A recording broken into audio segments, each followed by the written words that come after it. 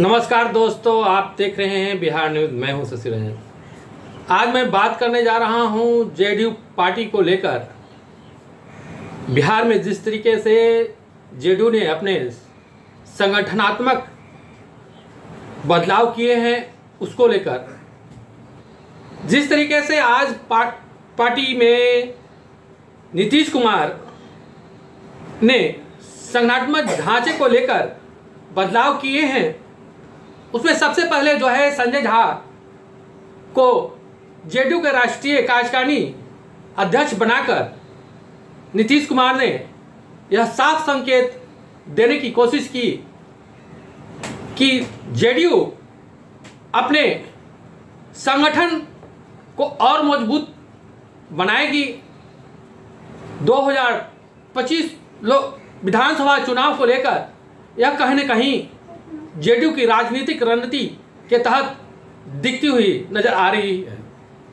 और जिस तरीके से आज पटना में मनीष वर्मा को पार्टी के नेताओं और कार्यकर्ताओं ने गर्मजोशी के साथ स्वागत किया, वो संध्या दिल्ली से पटना पहुंचे और पटना से सीधे पार्टी कार्यालय, जिस तरीके से पार्टी कार्यालय में उनका नेताओं और जेडीयू के कार्यकर्ताओं ने गर्मजोशी के साथ स्वागत किया, वह देखने को ही मिल रही थी।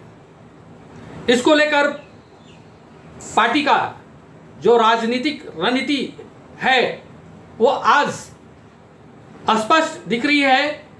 मनीष वर्मा को जेडीयू में राष्ट्रीय महासचिव के पद पर सुशोभित किया गया है, बैठाया गया है।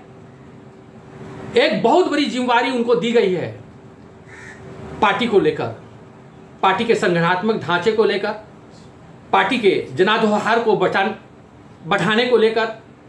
पार्टी का जनाधार जमीनी स्तर पर ग्रामीण इलाकों तक जेडीयू अपने पार्टी को मजबूत बनाने की कवायद आज कहीं न कहीं दिखती हुई नजर आ रही है। इससे पहले भी नीतीश कुमार ने आरसीपी सिंह को लाकर पार्टी में एक बहुत बड़ी जिम्मेदारी दी थी। जिस तरीके से आरसीपी सिंह ने काफ़ी दिनों तक जो है पार्टी को मजबूती प्रदान किया और बाद में उन्हें पार्टी से निष्कासित किया गया, उसी तरीक़ा से आज मनीष वर्मा जो एक आईएएस रिटायर्ड आईएएस पदाधिकारी रह चुके हैं और वीआरएस लेने के बाद कहीं न कहीं राजनीतिक गलियारों में यह साफ संकेत दिखने को मिल रहा था कि नीतीश कुमार पुनः एक नौकरशाह को जेडीयू के राष्ट्रीय कार्यकारिणी में जगह देने की कोशिश की जा रही है। और जिस तरीके से मनीष वर्मा को सबसे पहले जो है पार्टी की सदस्यता ग्रहण कराई गई और उसके बाद वो दिल्ली गए और दिल्ली में जाने के बाद माननीय बिहार के मुख्यमंत्री नीतीश कुमार ने उन्हें राष्ट्रीय महासचिव का पद दिया। और जब वो दिल्ली थे, नीतीश कुमार का साफ संकेत था कि आप जो है पार्टी के कार्यकर्ताओं को संबोधित करें। और उसी दरमियान जो है 13 जुलाई को ही रुपौली विधानसभा का रिजल्ट सामने आ चुका था। जिस तरीके से जेडीयू रुपौली विधानसभा लूज की 8200 वोटों से करीब कलाधार मंडल जो है पीछे रह गए और शंकर सिंह रुपौली विधानसभा निर्दलीय उम्मीदवार के रूप में जीत लिए। जब मनीष वर्मा पार्टी कार्यालय पहुंचे, नेताओं जेडीयू के कार्यकर्ताओं ने गर्म जोशी के साथ स्वागत किया।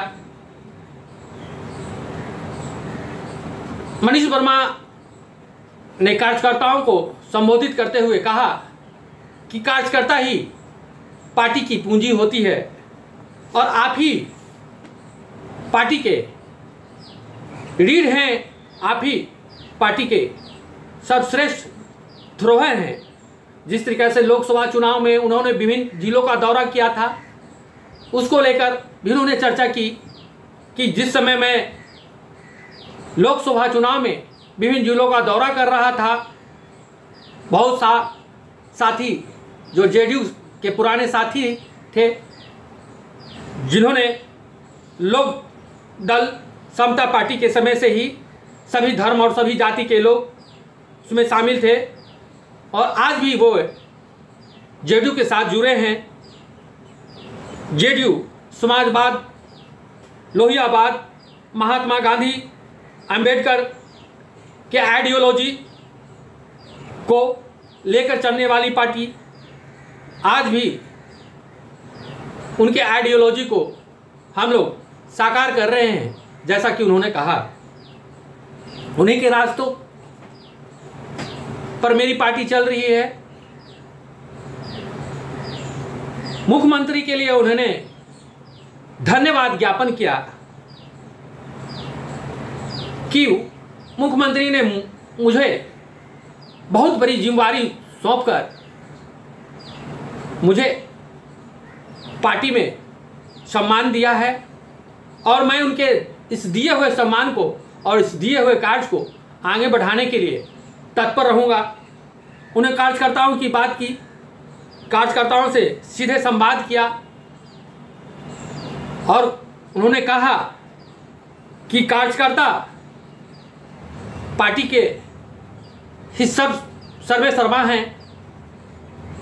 कार्यकर्ता ही पार्टी को आगे बढ़ाने में सहयोग करते हैं। इसमें निराश होने की कोई बड़ी बात नहीं है, क्योंकि जिस तरीके से उन्होंने कहा कि जिस समय मैं लोकसभा चुनाव में घूम रहा था, उस समय पार्टी के कार्यकर्ताओं ने मुझे यह बताने की कोशिश की कि हम लोग का काम नहीं होता है। वो लोग काफ़ी निराश थे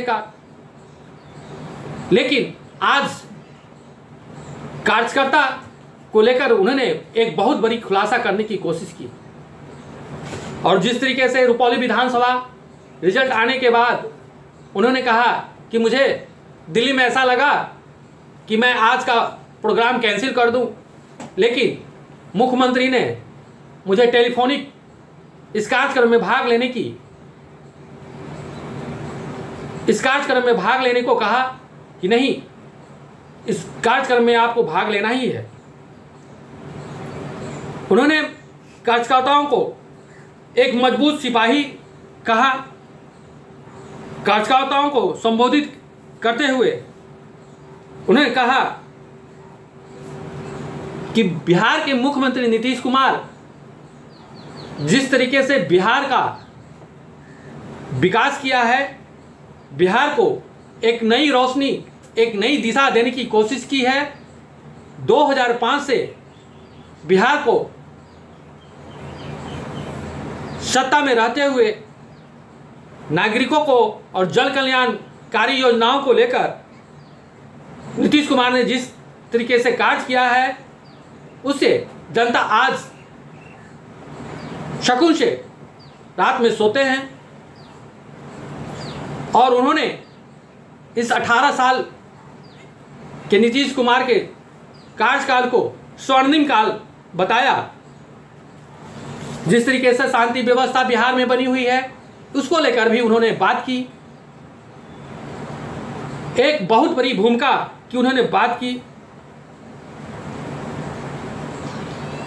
कि हम पार्टी को आगे ले जाएंगे, जो जिम्मेदारी मुझे दी गई है उस पर मैं खरा उतरूंगा। उन्होंने अपने मन की बात भी की। उन्होंने कहा कि पार्टी आगे बढ़ेगा, मन से कभी नहीं हारेंगे, गिरते हैं और गिरकर उठते हैं, उन्हीं का विकास होता है। इस तरीके की उन्होंने बात की और जिस तरीके से उन्होंने कार्यकर्ताओं को संबोधित किया, वह आज यह कहा जा सकता है कि पार्टी को जेडीयू को एक नई दिशा देने की कोशिश नीतीश कुमार ने की है। और 2025 का विधानसभा चुनाव काफ़ी नज़दीक है। 7-8 महीने का समय बचा है और एक बहुत बड़ी जिम्मेदारी देकर जेडीयू ने एक मुहिम के तहत एक बहुत बड़ी कार्य योजना के तहत राजनीतिक रूप से पार्टी को सशक्त, मजबूत जनाधार बनाने की कवायद की शुरुआत कर दी है। अब तो देखना यह होगा कि मनीष वर्मा आखिर नीतीश कुमार के द्वारा दिए गए कार्यों को किस तरीक़ा से जनता के बीच ले जाएंगे और जनता में उनकी कितनी पकड़ मजबूत होगी, यह तो आने वाला समय और वक्त ही बताएगा।